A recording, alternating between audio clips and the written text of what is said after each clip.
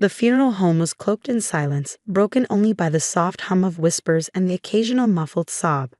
I stood near the door, my hands gripping my purse as I watched my siblings encircle Dad's casket.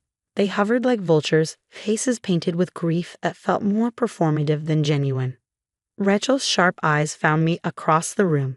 She leaned in to whisper to Mark, who glanced over his shoulder with that all too familiar expression of contempt. A moment later, he was striding toward me, Rachel trailing behind, her heels clicking against the polished floor. "You need to leave," Mark said, his voice low but firm. "You're not welcome here."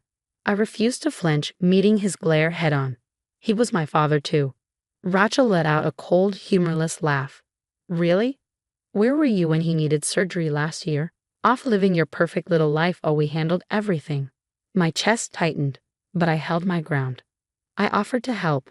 Both of you told me he didn't want my money." Mark stepped closer, his face darkening. "You don't get to rewrite history. You abandoned him. You abandoned us. So just go." He grabbed my arm, his grip like iron, and before I could protest, security was at my side, escorting me out like I was the intruder in my own family. As I passed the casket, I stole one last glance at Dad's lifeless form, the weight in my chest suffocating. They didn't know. None of them knew. My name is Sarah Mitchell, and this is the story of how my father's death unraveled the lies that bound our family and the truth I had to fight to reveal. I wasn't always the outcast. Growing up, I was the steady one. While Rachel basked in her role as the eldest, charming her way into everything she wanted, and Mark thrived as the baby, playing the favorite, I was the reliable middle child. The responsible one. Boring, Rachel used to say with a sneer. Every Saturday morning, I joined Dad at his small accounting firm, sitting beside him at the old desk while he patiently taught me the business. "You've got a gift for numbers, Sarah," he'd say, his eyes crinkling behind wire-rimmed glasses, "just like your old man." Those mornings were ours, quiet, filled with the comforting hum of the ancient desktop and the rich aroma of his black coffee. They were moments I cherished, though I didn't realize then how they'd one day become weapons in my siblings' arsenal of resentment. When Mom passed away, everything changed. I was 24, fresh out of business school, juggling the demands of a new career. The night she died, I rushed home to find Dad sitting in the dark, clutching her favorite sweater. "I couldn't save her," he whispered, his voice trembling. "All those years working, saving, and it wasn't enough." That night, I made a silent promise. I would never let money be the reason we lost someone again. I threw myself into my career, working long hours and saving every bonus, building a safety net for my family, though they never knew about it. Rachel and Mark, of course, saw things differently. To them, I was the selfish one, too busy chasing success to care about Dad. They stayed in our hometown, painting themselves as the dutiful children, while quietly bleeding him dry. I discovered their betrayal by accident. One of Dad's old clients called me, concerned about irregularities in his accounts. A weekend spent combing through his financials revealed the ugly truth. Rachel had opened credit cards in his name, maxing them out on shopping sprees and vacations. Mark had convinced him to co-sign a loan for a failed business venture, leaving Dad saddled with over $200,000 in debt. When I confronted them, they turned it back on me. "At least we're here," Rachel snapped. "You don't even visit unless it's convenient for you." "You don't get to judge us," Mark added. "You left. We stayed." Dad, ever the peacemaker, refused to hear it. "They're going through a rough patch," he'd say, brushing off their actions. "Family has to stick together." So I found another way. I created an anonymous trust to pay off Dad's debts, covering the bills without anyone knowing it was me. For 2 years, I kept our family afloat, silently watching Rachel and Mark take credit for managing Dad's finances. Then came the diagnosis. Stage 4 pancreatic cancer. 6 months to live at best. I dove into research, desperate to find options that might extend his time. But Rachel and Mark shut me out, claiming they knew what was best. The doctors said treatment would only make him suffer more. Rachel told me, her voice dripping with condescension. "You're not the only one who loves him," Mark added. "We've been here. You haven't." They blocked me from speaking to his doctors, changed his phone number, and painted me as the estranged daughter trying to interfere. By the time I hired a lawyer to fight for medical proxy, it was too late. Dad died on a Tuesday morning. I found out through Rachel's Facebook post, complete with a curated photo of the loving family surrounding him in his final moments. Which brings me back to the funeral. As security ushered me out, I clutched my purse tighter, feeling the weight of the envelope Dad had given me 3 months earlier. "I know what you've done," he'd said, sliding it across his desk during one of our final conversations. "And I need you to know something."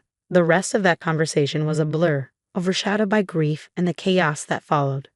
But now, as I stepped out into the cold, I knew one thing for certain. Whatever was in that envelope, it would change everything. I just had to find the courage to use it. The first warm rays of sunlight streamed through my apartment windows as I sat at the kitchen table, the envelope trembling in my hands. For 3 months, I carried it everywhere, unopened, like some unbearable secret. Dad's handwriting, shaky but deliberate, stared back at me. "For Sarah, open after." I broke the seal, my breath catching as I pulled out the contents. A letter, a USB drive, and a small brass key. The key was unmistakable, the one to Dad's safety deposit box. My fingers brushed the USB drive, but it was the letter that drew my attention first. His words, written just a week before our final meeting, spilled onto the page. "My dearest Sarah, by the time you read this, I'll be gone. The cancer is moving faster than the doctors expected, but that's not why I'm writing. I need to confess something that's weighed on me for years. I failed as a father. I enabled Rachel and Mark's worst instincts, every manipulative request, every reckless decision, because it was easier than setting boundaries. I told myself it was love, but the truth is I was too afraid of conflict, too ashamed of the time I spent working instead of being present when you were all young. But you were different. I pushed you harder because I knew you could handle it. That wasn't fair to you, and it created a rift I fear can never be repaired. What your siblings don't know, what no one knows except my lawyer, is that I've been keeping records. Every fraudulent credit card, every forged signature, every doctored bank statement. It's all documented on the USB drive enclosed. The key is to my safety deposit box at First National Bank. Inside, you'll find my real will, updated 6 months ago when I discovered what Rachel and Mark had done. Mr. Patterson, my lawyer, holds the original copy. Now I leave the choice to you. You can expose the truth. The will stipulates that Rachel and Mark must repay every dollar they've stolen before receiving any inheritance. Mr. Patterson has instructions to involve the authorities if they refuse. Or you can let it go. Destroy everything and let them believe they've won. I'll understand either way. I need you to know one last thing, Sarah. Those Saturday mornings in the office were never just about teaching you business. They were the highlight of my week. You weren't just my daughter. You were my confidant, my greatest pride. I'm sorry I didn't stand up for you more. I'm sorry I let them push you away. Most of all, I'm sorry I waited until it was too late to do the right thing. Whatever you decide, know that I love you, and I am prouder of you than words can express. Love always, Dad. The letter slipped from my hands, fluttering onto the table like a fragile leaf. The morning sun had risen fully now, casting long, golden streaks across the room. My coffee sat untouched cold, but I couldn't bring myself to care. I reached for the USB drive with trembling fingers, plugging it into my laptop. The screen lit up with folders, meticulously labeled by year and type. Credit cards, loans, bank statements, recordings. My stomach churned as I clicked through the files. There it was, everything. Copies of fraudulent credit card applications, forged signatures, and video clips of Rachel and Mark discussing their schemes in Dad's office. Even emails where they mocked Dad's naivety. The evidence was airtight, damning enough to not only reclaim what they'd stolen but have been charged with fraud and elder abuse. I sat back, staring at the screen. With one call to Mr. Patterson, I could set the wheels of justice in motion. I could make them pay for what they'd done to Dad, to our family. But then memories surfaced, unbidden. Rachel at 16, showing me how to apply mascara before my first date.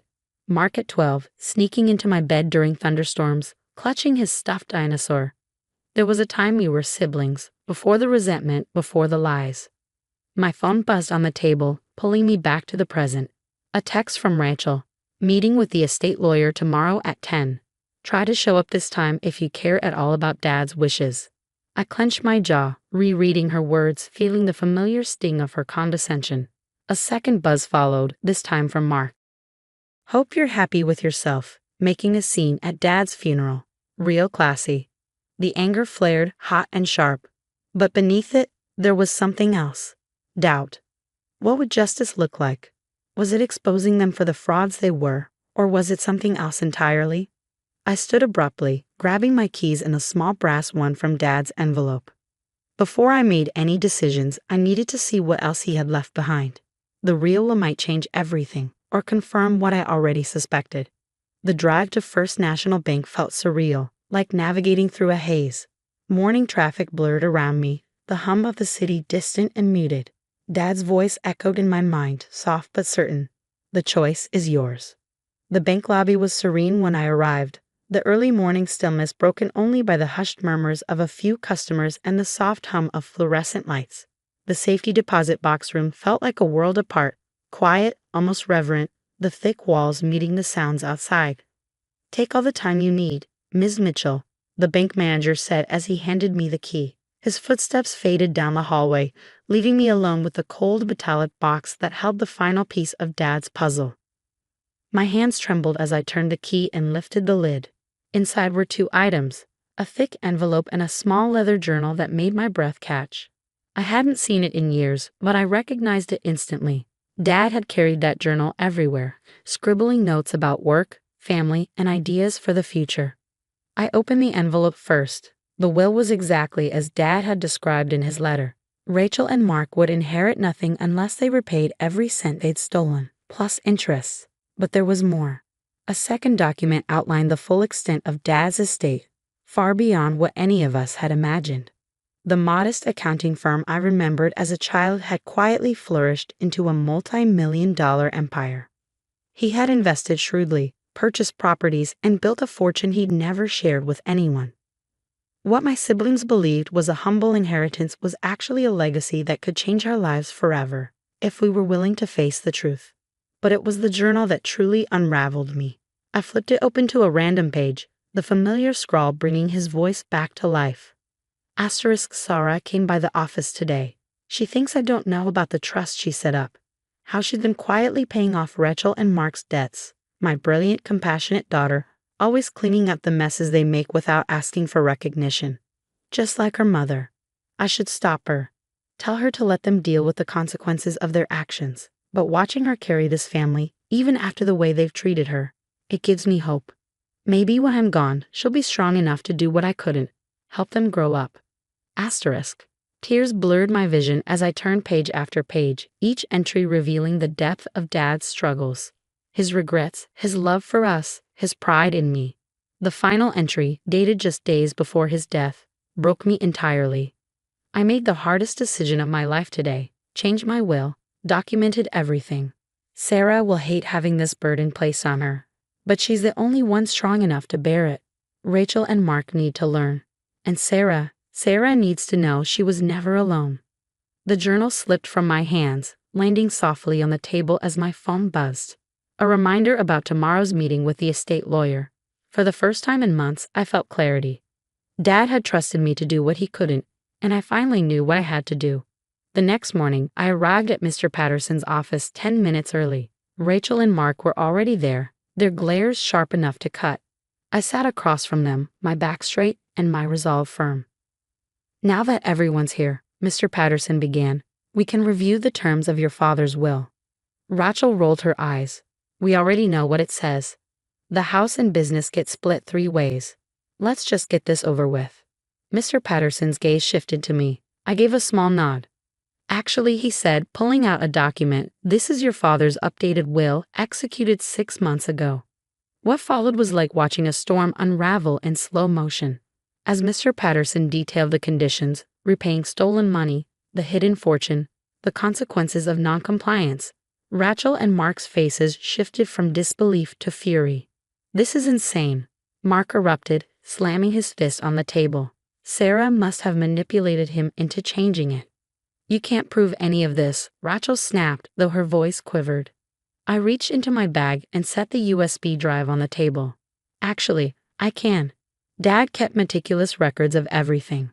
Their expressions collapsed into silence as Mr. Patterson played the recordings and presented the evidence. 2 hours later, the room was filled with the weight of realization. You have two options, Mr. Patterson concluded. Contest the will, in which case this evidence will go to the authorities, or accept your father's terms.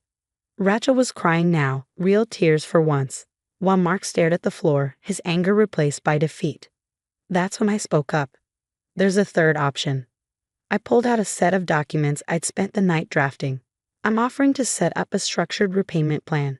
You'll both work at the firm, learning the business from the ground up, just like I did. Every dollar you earn will go toward repaying the debt. Once it's cleared, you'll receive your inheritances. This way, you can earn back not just the money, but something more important, Dad's trust. Mark looked up, his voice hoarse. Why would you do this, after everything we've done? I thought of Dad's journal, of his faith in me, and the family we once were. Because Dad believed in second chances, I said softly. And so do I. It wasn't easy. Rachel and Mark resisted at first, testing boundaries and pushing limits. But slowly, they began to change. A year later, I sat in Dad's old office, watching through the window as Rachel explained tax forms to a client with surprising patience. Mark's laughter echoed from the break room, where he was organizing a charity drive. Dad's journal rested on my desk, its pages a testament to how far we'd come. On the last page, I had added my own words. Asterisk, you were right, Dad. Sometimes love means making a hard choice. It means giving people the chance to change, even when they don't believe in themselves. We're not perfect, but we're a family again. And I think you'd be proud. Asterisk. I closed the journal and looked out at the city skyline, the morning sun casting its warm light over everything. Somewhere, I like to think, Dad was watching, finally at peace.